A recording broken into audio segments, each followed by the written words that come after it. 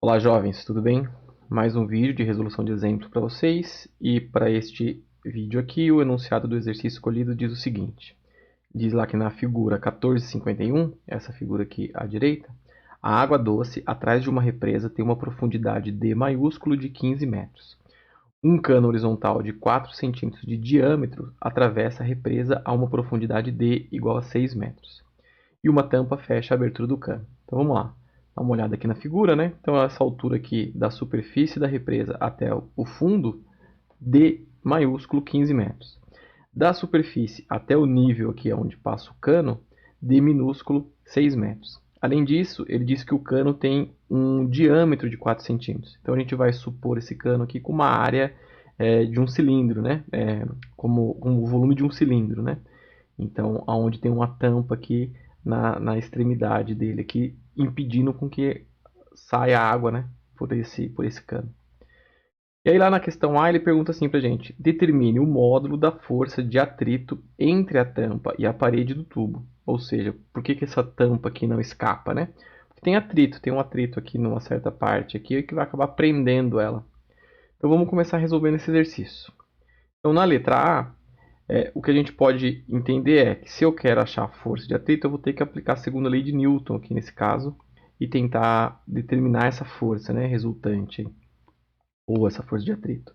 Então a gente sabe que devido à água, né, enquanto o sistema está parado aqui, então devido à água e à atmosfera do lado direito, a gente vai ter duas pressões, né?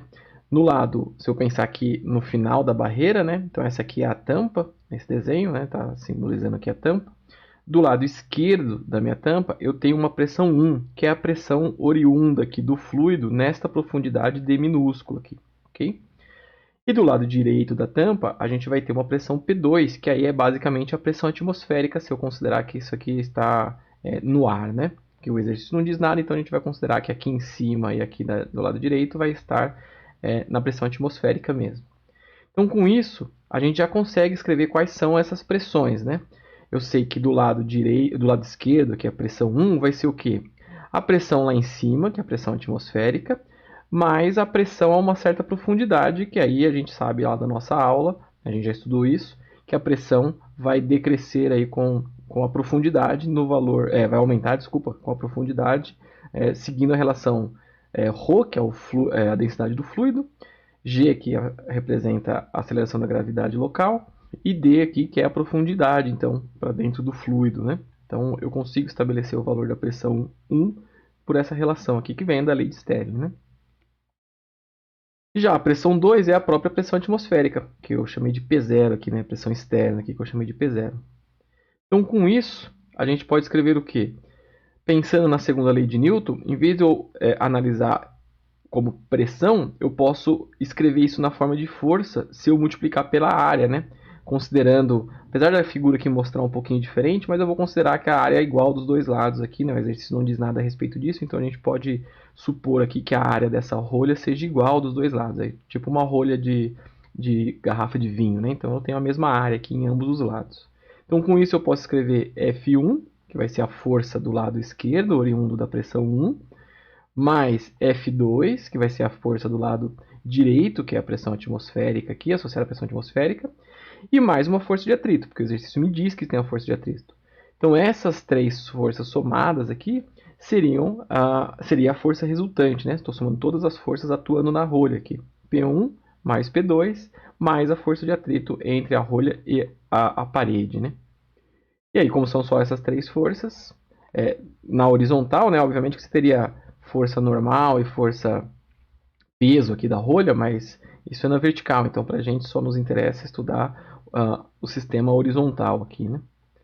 Então, sendo assim, tirando o caráter vetorial, escrevendo essa somatória aí, seguindo a, uma referência x que eu escolhi aqui crescendo para a direita, então se eu coloquei x para a direita, o que eu tenho é que P1 vai entrar com sinal positivo, P2 entra com sinal negativo, né? O F2 entra com sinal negativo, e a força de atrito também, porque o movimento relativo seria essa rolha ir para a direita, né? Ela escapar aqui para a direita, então a força de atrito tem o sinal oposto, ela está aplicada para o outro lado, aí segura ela, segurando a rolha, né?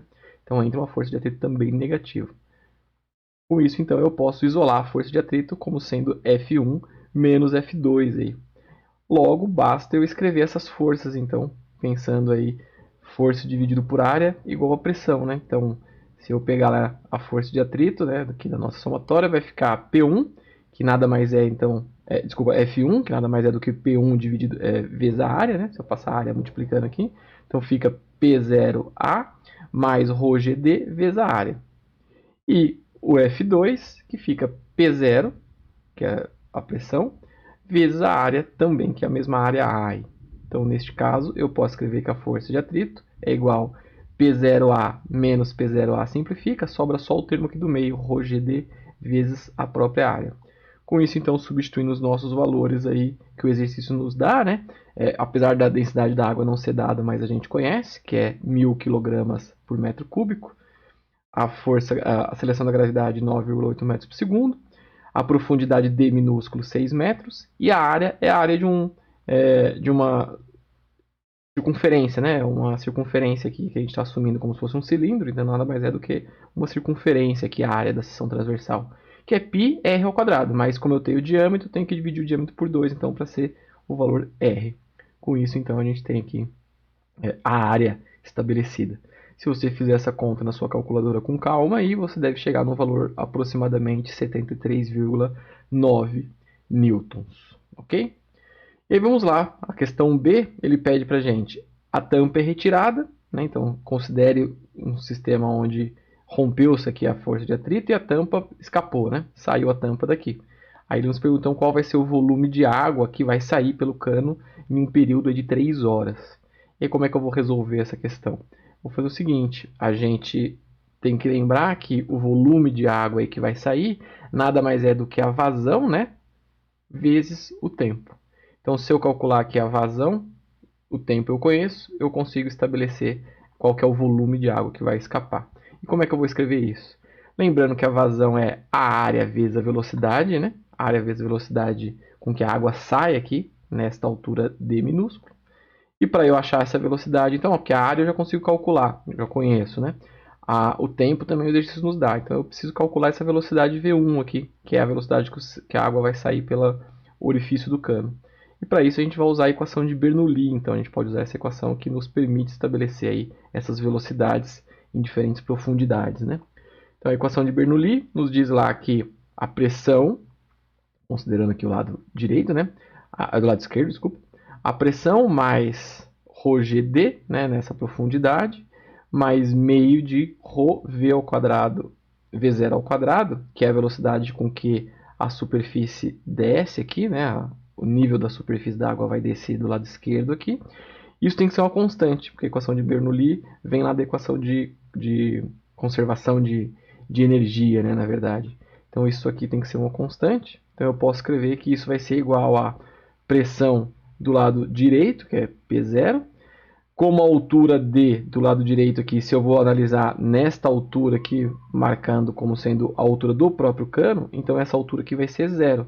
Então eu tenho aqui que este segundo termo aqui fica anulado do outro lado, né, do lado direito da equação. Mais meio de ρ V1 ao quadrado, que aí V1 é a velocidade com que a água sai daqui. V0 é a velocidade, então, com que o nível da água desce, e V1 é a velocidade com que a água sai pelo cano, ok? Sendo assim, então, eu tenho P0 e P0 em ambos os lados, esses termos somem, né? Aí eu vou ter que ver aqui esse V0. Esse V0 exercício não dá. Eu não sei com que velocidade o nível da água desce. Entretanto, se eu pensar pela equação de continuidade, né, da vazão, eu sei que a área da superfície do lago, da represa, vezes a velocidade com que o nível da represa desce, tem que ser igual à área do cano vezes a velocidade com que a água sai pelo cano aqui. Então, isso aqui é equação de continuidade. Desta forma, se eu sei que a área da represa, em geral, vai ser uma área muito maior do que a área do cano aqui, a A0 vai ser muito maior do que A1, com isso, se eu pensar aqui na equação de continuidade, se o A1 é muito menor do que o A0, então eu tenho que o V0 tem que ser muito menor do que o V1. Neste caso, a gente pode assumir então que o V0 vai ser aproximadamente zero. Essa água aqui ela desce com uma velocidade muito, muito lenta, praticamente, se eu pensar tempo, instante a instante, como se estivesse em repouso, né? Então ele vai descer de uma forma muito lenta comparado com a velocidade que sai aqui, a água que sai do cano, né? Então desta forma, se eu jogar agora essa ideia aqui, P0 e P0 simplificou, V0 é zero, então sobra só os termos aqui, meio de ρV1 ao quadrado, e do outro lado da equação, ρGD. Como eu tenho ρ em ambos os termos, não depende da densidade da água, então do fluido, então sobra aí que a velocidade V1, né, se eu passar o quadrado para o outro lado, vai ser igual a 2 vezes a gravidade vezes a altura D aqui do desnível entre a superfície e a condição inicial, né, da superfície e a altura do cano aqui. Então eu já sei qual que é essa velocidade. Agora basta eu jogar aqui na nossa equação do volume aqui em cima. Com isso, então, a gente vai chegar que, calculando a área, πr ao quadrado, vezes a velocidade, que eu já estou substituindo os valores, então 2 vezes a gravidade vezes a altura d, 6 metros por segundo, e o tempo, como eu estou no Sistema Internacional de Medidas, eu vou passar 3 horas para segundos, que aí basta você fazer 3 horas vezes 60 minutos vezes 60 segundos, você chega aí em 10.800 segundos, então, para 3 horas. E aí, se você fizer essa conta na sua calculadora, você deve chegar num valor aí aproximado de 147,18 metros cúbicos. Se você usar a densidade da água, então você chega aí a 1,5 vezes 10 a quinta litros. Ok? Um exercício relativamente simples, só tinha que relembrar aí algumas equações, né, do nosso estudo, principalmente a equação de Bernoulli aqui e da equação de continuidade para a vazão, né? E é isso, jovens. Qualquer dúvida, me procurem, estou à disposição. Falou, um abraço.